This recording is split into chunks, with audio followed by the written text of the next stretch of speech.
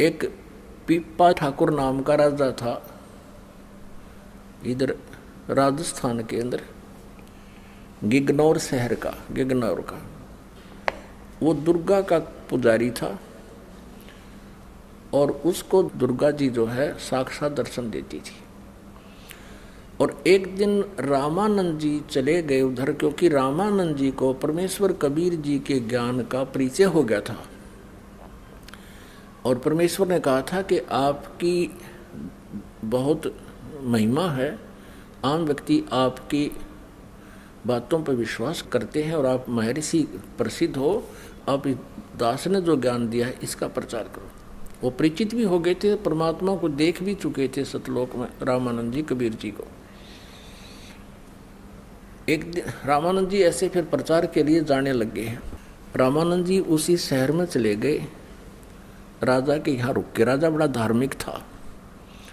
उस दिन कथा सुनाई रामानंद जी ने, जो परमात्मा कबीर देव जी ने, परमेश्वर जी ने उनको बता रखा था, वो ज्ञान सुनाया सारा। तो पीपा जी ने कहा कि महात्मा जी आपकी बात मुझे जची नहीं,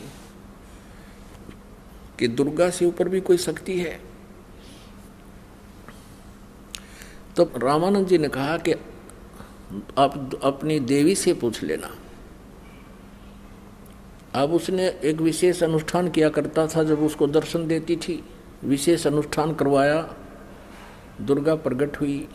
दुर्गा से पूछा कि माता कोई और भी शक्ति है? तो ये देव जो होते हैं झूठ नहीं बोला करते हैं। उन्होंने कहा कि हाँ भाई और शक्ति है, पर वह तुझे मिला को नहीं, तुझे वो दर्शन नहीं देगी। अब पीपा का खटक गया बात है, भाई दर्शन वो क्या सारा काम होगा। अब क्या किया, रामानंद जी ने फिर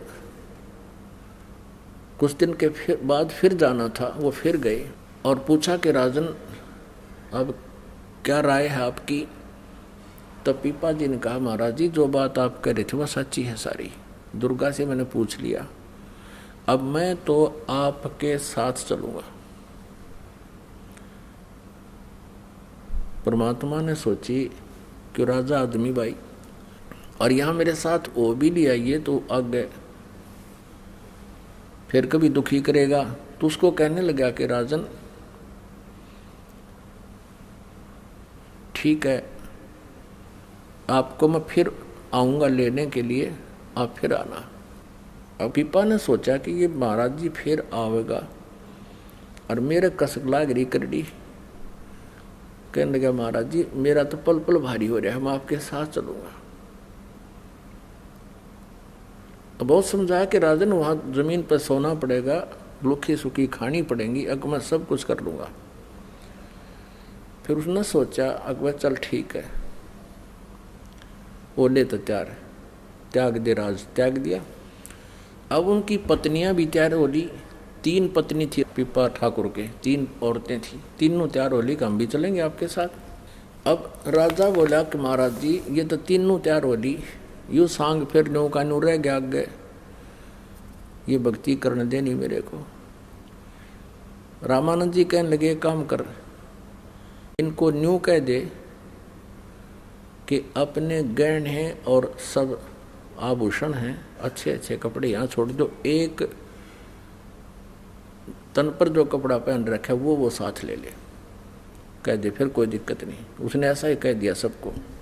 अब तीनों के पास राजा कहने लगा कि अपने आभूषण सब यहीं उतार दो, सिंगल कपड़े पहन लो, एक एक ड्रेस लेकर चलो मेरे साथ। 2 तो ये कहने लगी कि ना जेवर ना छोड़ दूँ मैं, आभूषण ना छोड़े, इतना सोना इतने बढ़िया हार हम ना चलते। फिर वो तीसरी का नाम सीता था। सीता ने सब आभूषण उतार कर वहीं रख दिए, सिंपल साड़ी पहन ली जो सिंपल सी, और वो तैयार हो ली। अब राजा वापस आया, गुरुजी बैठे थे अलग स्थान पर बाहर। कहने लगे गुरुदेव 2 आपत्ति तय टल गई, एक रहेगी वह तैयार हो ली।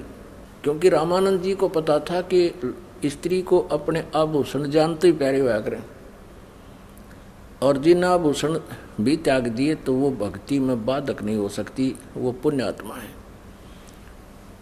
और जब ये त्याग देंगी तो ठीक है, कोई दिक्कत को नहीं, फिर भक्ति कर लेंगी। और जब ये आभूषणों की चपटी है तो वहाँ पार पड़े को नहीं। आभूषणों की चपकी रहेंगी तो ये भक्ति की योग्य नहीं है। तो दो तो नाटकी साथ चालन तो मना कर दिया, एक फिर भी तैयार हो ली। तब रामानंद जी ना के बता के भगवान दो तो टलगी, एक अब भी रहेगी। रामानंद जी कहने लगे मैं चलता हूँ तेरे साथ। रामानंद जी ने कहा कि बेटी ये देखो हमारे साथ चलेगी, वहाँ 100 तरह के व्यक्ति होते हैं, कोई बुरा कहेगा, कोई भला कहेगा, बदतमीजी करेंगे, आप यहीं रहो। अक नहीं महाराज जी, मुझे भी आत्म कल्याण कराना है। तो रामानंद जी कहने लगे बेटी हमारे साथ चलना है तो कति नी वस्त्र होकर चलेगी। अब सीता बोली जी ठीक है। जब वो साड़ी लागी उतारन कब लो, तब कहने लगे बेटा बस बस बस। तब रामानंद जी कहने लगे, रामानंद जी ने कहा पीपा जी से कि ले ले इस बेटी ने साथ, या तेरा बाधक नहीं पड़ेगी, सहयोग देगी, इसलिए तो कुर्बान हो गई है सब कुछ। और लोक लाज मर्याद जगत की तरण जो तोड़ बगावे, जब कोई राम भगत गत पावे। तो दोनों चले गए, रामानंद जी के वहाँ रहने लगे। रामानंद जी कहीं बिहार पर चले गए बाहर घूमने के लिए, दूसरी तरफ सत्संग करने के लिए। उनको कहा कि तुम यही रहना, मैं 10-15 दिन में आऊँगा। वो दोनों जने आश्रम में छोड़ दिए। उन्होंने सुन रखा था कि भगवान कृष्ण जी की द्वारका जलमग्न होगी, जल में डूबेगी। वो दोनों सीता और पीपा दोनों घूम रहे थे, पति पत्नी यानी भक्त भक्तनी। वहाँ एक पाली था, उससे पूछा कि कहते हैं भगवान श्री कृष्ण जी की द्वारका थी यहाँ पर, क्या अब भी भगवान यहाँ रहते हैं? पाली बोला हाँ यहीं रहते हैं, ये अंदर है, इसमें इस दरिया के अंदर है। अब उन्होंने दोनों ने सोचा कि गुरुजी आवे तब तक भगवान को मिलाते हैं, भोले बाले होते हैं भक्त। उसने कम्मे आदमी की बातों पर विश्वास कर लिया कि यहाँ है भगवान की द्वारका नीचे। ग्वाल बाल भी है वहाँ पर, खूब खेलते हैं वहाँ पर। उन दोनों ने सलाह मिला ली, गुरुजी आवे तब तक अब तक यहाँ भगवान से मिलाते हैं। चलो, दोनों ने सोचकर कदम छलांग लगा दी दरिया में। अब परमेश्वर कबीर देव जी ने उस दरिया के अंदर ही द्वारका रच दी उन भक्तों के लिए। अब 7 दिन वहां रहे, ग्वाल बाल भी तैयार कर दिए के लागे भगवान ने, और श्री कृष्ण का रूप बना के वहां घूम रहे हैं। 7वें दिन वो चलन लागे वापस, भगवान हम जावे, हमारे गुरु जी आने वाले हैं। तब कहते हैं श्री कृष्ण रूप में परमेश्वर पूर्ण ब्रह्म ने एक अंगूठी निकाल कर दे दी और पीपा जी को परा दी। उस पर लिखा था कृष्ण। अब कहते हैं क्रय करावा साइया, कबीर परमेश्वर ही तीनों लोकों में प्रवेश करके सबका धारण पोषण करता है, यानी सबका जो भी कार्य है वही करता है। अब वो स्वयं अपनी महिमा नहीं कराता। अब उधर से क्या था, जब उस पाली ने देखा कि 2 वो साध्वी और साधु भक्त भक्तनी दरिया में डूब कर मर गए और खेतों में काम कर रहे थे, वो उनको आवाज़ लगाई कि भागियो भागियो। वो बाजे आए 10-20 आदमी। क्या हो गया कि भगत और भगतनी डूब गए नीचे। कैसे डूब गए कि मेरे से पूछ रहे थे द्वारका है यहाँ, मैंने वैसे मजाक कर दिया कि यहाँ है। उन्होंने आपस में सलाह करी चलो भगवान के दर्शन कराते हैं, दोनों छलांग लगा के डूब कर मर गए। तब उन खेतों और व्यक्तियों ने कहा रहे तेरा भलाओ तो नहीं के कर दिया, नालायक साधु संत भोले बाड़े हुआ करें।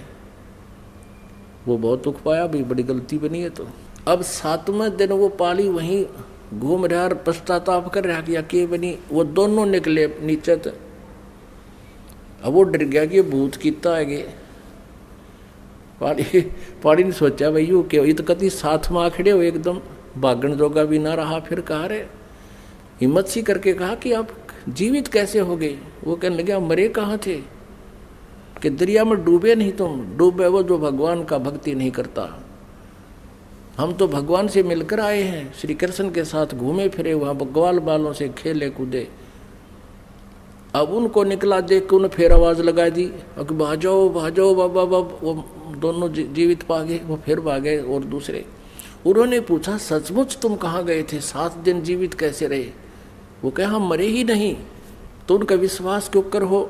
तो भगवान ने इसलिए वो अंगूठी दी थी कि विश्वास हो जाएगा। अंगूठी वो सोना के आसपास भी को नहीं, वो सोने की नहीं, ऐसी धातु की थी, अन्य धातु की। दिखाया, देख भगवान ने ये अंगूठी दी है, यहाँ तो ऐसी धातु भी नहीं है। उस पर कृष्ण नाम लिखा था, सबका विश्वास हो गया।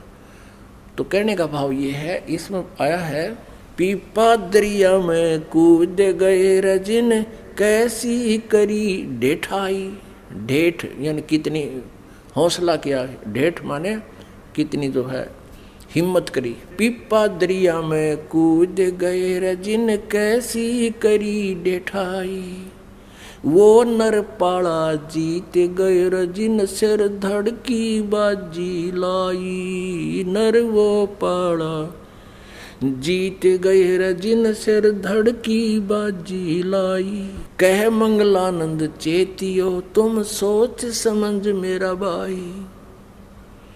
बिन चेते झूठा शोर है कुछ, जाइयो रे शुक्र मुकर के। कुछ जाइयो शुक्र मुकर के, कुछ जाइयो रे शुक्र मुकर के। लागी का मार्ग और है लग चोट काल जा करके। तो इसीलिए कहा कि कुछ अच्छे काम करके जाइए, संसार छोड़कर तो जाना ही तुम्हें पड़ेगा। तो कहने का भाव ये है कि परमात्मा पाने के लिए हम युगों से भटक रहे हैं।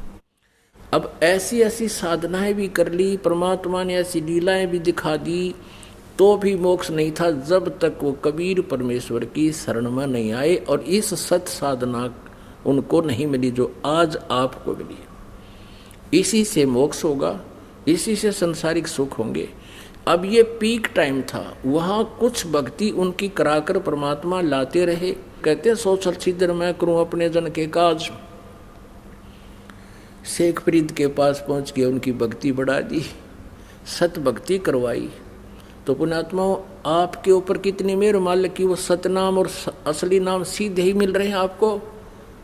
किसी प्रकार का कोई विशेष प्रयत्न नहीं, आपके पास संदेश भिजवा रहे हैं परमात्मा, क्योंकि ये पीक टाइम आ गए,